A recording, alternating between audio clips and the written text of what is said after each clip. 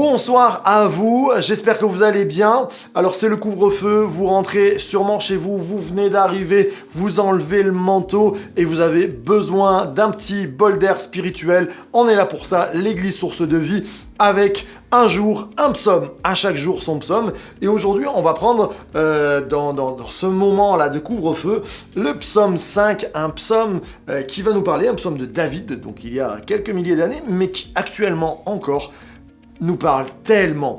On va le lire ensemble, donc vous prenez votre Bible, vous m'écoutez. Psaume chapitre 5, il nous est dit avec des flûtes, c'était accompagné de flûtistes. Prête l'oreille à mes oreilles, ô Éternel. Écoute mes gémissements, sois attentif à mes cris, mon roi et mon Dieu.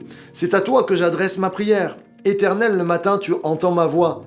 Le matin, je me tourne vers toi et je regarde, car tu n'es point un Dieu qui prenne plaisir au mal. Le méchant n'a pas sa demeure auprès de toi. Les insensés ne subissent pas devant tes yeux. Tu hais tous ceux qui commettent l'iniquité. Tu fais périr les menteurs. L'Éternel abhorre les hommes de sang et de fraude. Mais moi, par ta grande miséricorde, je vais à ta maison, je me prosterne dans ton saint temple avec crainte. Amen, amen et amen. Alors, aujourd'hui c'est un peu spécial puisque le psaume 5 est un petit peu long. On prendra la suite du psaume 5 demain, donc à partir de 18h, dans ce temps de un jour, un psaume. Là, on va faire un jour, 2 jours, un psaume, excusez-moi. Et donc, le cœur du message, je vous le dis souvent, se trouve souvent au milieu des psaumes. Et c'est pas toujours ou le début ou la fin, mais vraiment, et le milieu des psaumes, c'est ce verset qui nous dit « Mais moi, par ta grande miséricorde, je vais à ta maison, je me prosterne dans ton saint temple avec crainte. » David est en train de dire, en fait, dans le monde, il y a des gentils, il y a des méchants, et les méchants me font la guerre. Et je souffre de cette méchanceté, et en même temps, il se dit, quelquefois, moi aussi, je suis méchant, et qui est juste devant toi ? Seigneur, tu hais l'injustice. Seigneur, tu hais tous ceux qui commettent l'iniquité. Ils n'aiment pas ces problématiques. Et quelquefois, dans nos cœurs, il y a de l'iniquité. Qui tiendrait devant Dieu ? La parole de Dieu nous dit, il n'y a pas un juste, pas même un seul. Ni Marc Ambrosio qui vous parle ce soir, qui que ce soit.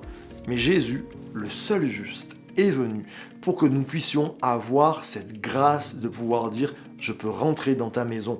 Alors qu'est-ce que c'est rentrer dans sa maison ? On sait qu'il n'y a plus de temple. Aujourd'hui, certains vont dire « c'est l'église ». Pas forcément. Je crois que nous sommes appelés le temple du Saint-Esprit. Rentrer dans son temple, c'est rentrer dans ce que Dieu veut que nous soyons. C'est rentrer dans notre destinée. C'est que notre maison devienne vraiment cette maison, ce temple de Dieu. Mais moi, par ta grande miséricorde, je vais à ta maison, je vais dans ta maison, je me prosterne dans ton saint temple avec crainte.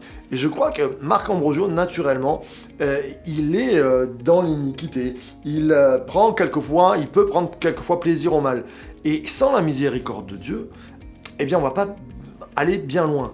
Et la miséricorde en hébreu se dit rachamim. Ça vient du mot utérus, la matrice de la femme. Et Dieu a une grande miséricorde, c'est-à-dire qu'il est ému dans ses entrailles, dans ce qui est matriciel pour nous, dans ce qui est créateur. Nous sommes sa création. Quand il nous voit, et il hait l'iniquité, il hait le mensonge, toutes ces choses-là, et il n'aime pas que nous soyons dans cette boue de la faute, de la boue du péché. Et son désir, c'est de nous nettoyer, de nous laver, et de nous faire rentrer dans cette destinée de notre maison, que notre maison, notre cœur, notre âme, notre vie, notre corps, soit le temple du Saint-Esprit. Et alors, il nous a donné le moyen de Jésus. Ce Jésus qui est venu et qui a dit, eh bien, au quotidien, je vous lave les pieds. Dans toute votre vie, je lave l'humanité de son péché, de cette boue qui se colle à nos basques, à notre nature, et il peut nous transformer. Alors, ce n'est pas par nos propres forces qu'on peut dire « je suis enfant de Dieu », mais c'est par le choix de Dieu qui nous aime avec un amour matriciel, de tout son cœur, de toute sa passion, et qui te dit « tu es mon enfant ».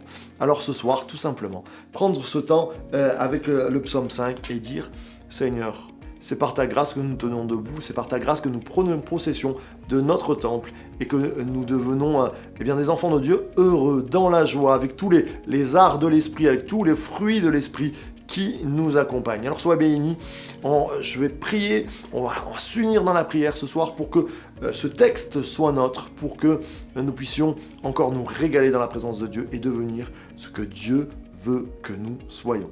Notre Père, nous sommes devant toi et c'est une grâce que de nous tenir là. Ta parole dit, c'est ta miséricorde, c'est ton amour qui nous change, qui nous transforme et qui nous fait devenir ce que nous devons devenir, ce que nous devons être. Merci de ta bonté. Je te prie de bénir mon frère, ma sœur qui est là derrière cet écran et qui espère en toi, qui espère un changement, un changement, un renouvellement. Je sais que tu es miséricordieux et quand nous nous tournons vers toi, tu es bon et juste pour nous faire grandir, avancer et nous transformer. Que ton nom soit loué, Jésus. Amen, amen et amen. On se retrouve demain pour un psaume, un jour un psaume, et se régaler ensemble de la parole de Dieu. Bon couvre-feu au travers de cette parole de Dieu. Bon moment avec Dieu. Soyez bénis et à demain.